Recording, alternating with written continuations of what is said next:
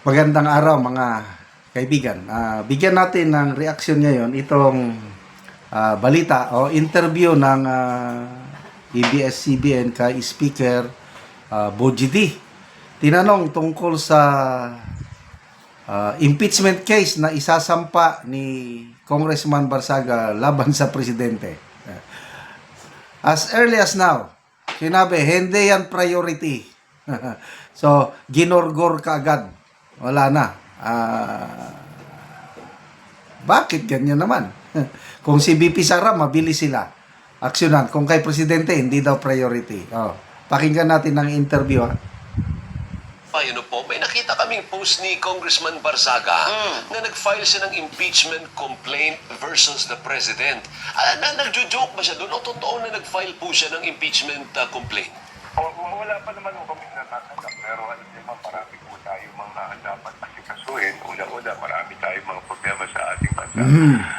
Dapat unahin po natin muna yung mga solusyon. Kita niyo po yung daing ng ating mga farmers. Yan po yung aming pong talaga tinututukan ngayon. Kasama ko nga po kahapon si Senator Kiko.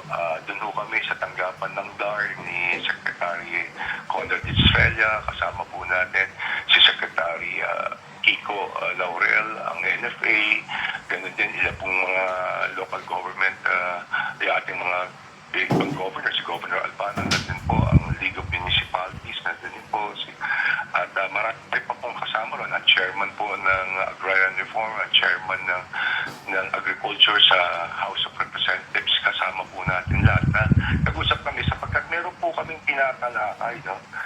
Tungkol po sa dalawang EO na kailangan gawing gagad dahil po may sense of urgency nga ito dahil sa pagbaba ng presyo ng ating palay. Opo. Kaya po pumaksak ito ng 6 na piso at one time ngayon nasa 8 piso sapagkat nga yung mga importation na nangyayari. Kaya nga isa sa mga napag-usapan po yan at ganun din po syempre yung mababang taripa, binaba po kasi yung taripa from 35 to 15%.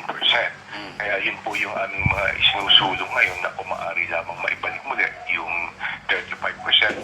At sana ay malimitahan yung ating pong pag-i-import ng bigas. Ang isa pong mungkahi ko nga na kung maaari lamang na lahat po ng ating mga government agencies, lalo na ang DSWD, lahat po ng mga department, na huwag na sana munang bumili ng mga imported rice. Kailangan locally produced rice ang ating pong piling, ang ating mga pamahalaan. Opo, yan po yung aming So ibig sabihin, Speaker, but just to be clear lang, kasi pinag-uusapan po sa social media, hindi yan uusad ang impeachment laban kay Presidente kasi mas marami pang importanteng bagay na pwedeng asikasuhin. Is that what you're saying? Yes. Yes! Wala na. Hindi uusad, sir. Pero ang ibig ko rito, sir, wala pa rin naman pong naiyain. Hindi ko po na Wala, palusot ka. impeachment complaint laban sa Pangulo. Pero kung sakaling meron man, hindi uusad yan. Hindi yung priority ang impeachment ngayon sapagkat ang dami ho nating problema na ating bansa. Thank you. Mr. Speaker, maraming salamat po sa oras, sir. Kita nyo? Hinahanda pa ni Congressman Barsaga yung complaint. Inokompleto siguro ang mga papeles or whatever. As early as now, nagsabi kagad ang speaker na hindi yan priority. Hindi yan uusad. Yes, sabi niya. Anong masahan natin? Kung si BP Sara, ang bilis nila. Isang araw lang. Ilan yung pumirma? 215. Ay, nako.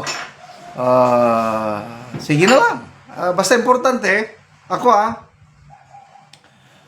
kahit hindi uusad, basta lang may maisampa. That's enough for me. At least, meron tayong isang matapang na kongresista sa katauhan ni Congressman Barsaga na pilit niyang nilalabanan ang hindi magandang pamamalakad ng administrasyong ito. Kaya napaka ganda yung kanyang speech, yung more than 2 minutes speech niya na nananawagan siya na mag-resign ng Pangulo na sabi niya nakabot na sa international media, alam na ng buong mundo ang ginagawa ng presidenteng ito na he's not serving the interest of the Filipino people but only for the interest of his family and his allies. Nataranta ang DICT. They are now coordinating itong DICT. Nagko-coordinate na sa mga social media platforms para i-delete o tanggalin yung speech na yon, but wala na.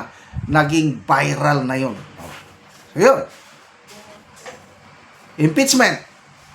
Sige, isampa nyo, Congressman Kiko Barsaga. Patayin nila o igorgor nila, so what? Sige lang. Ano ko lang, yung sinasabi ng Speaker of the House na inuunin nila problema, mga magsasaka. Mabuti na realize nila, bumagsak ng todo ang presyo ng palay ng mga magsasaka. Sabi niya, 8 pesos na lang. Ang puhunan ng magsasaka para makaproduce ng 1 kilo palay, nasa 14 pesos. Yun ang puhunan. Ang presyo ngayon, 8 pesos. Anong mangyayari sa ating mga magsasaka?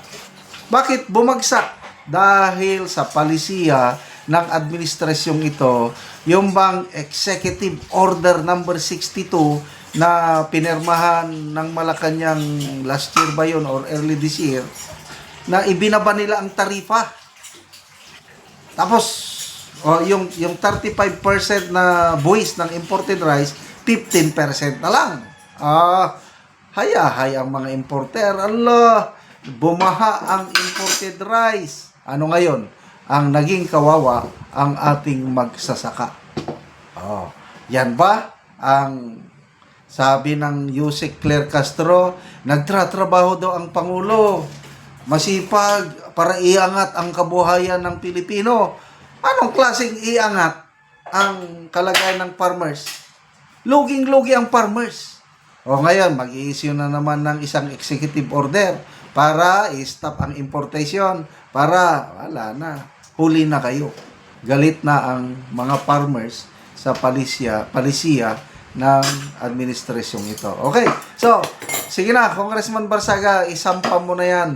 Kung hindi usad, never mind. Basta may put on record na ang Pangulong Marcos nasampahan ng impeachment complaint galing sa isang matapang na Congressman Barsaga. Okay. Salamat mga kaibigan sa inyong pagsubaybay sa ating channel.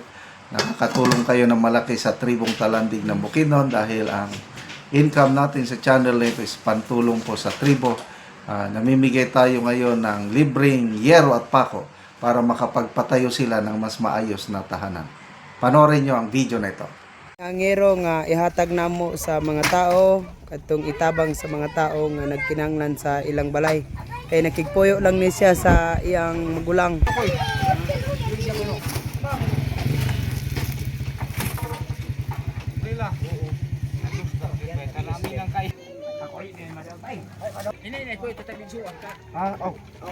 Salamat sir sa sen kay magyatag sa puo.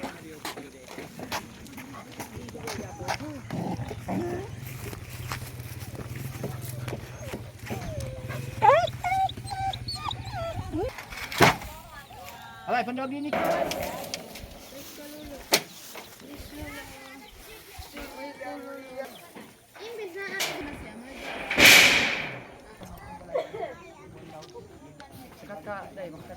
Tabangan o gero ika-37 na ni kabalay din sa Tin City nga nakatabang.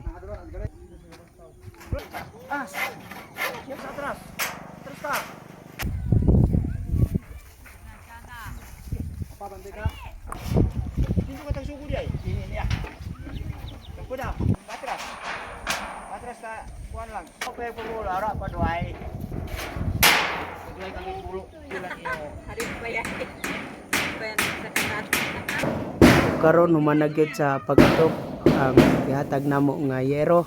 So nakabalay na gyud ang nahatagan na mo gyud. Salamat sa Ginoo. og ay salamat sa Ginoo ug nakabalay na gid ko samot sa nagtabang sa Oo. Nagtabang. ay isa pa unti labi na sa nagtabang sa sin. Oo. Salamat sa Ginoo nga nakabalay ko Mm. ug tungod sa iya nakabalay ko karon Mm. kay Tulo na katuig pag-ipon na nako. nagkigpuyo lang kasi mong igsuon. Sige, salamat kayo.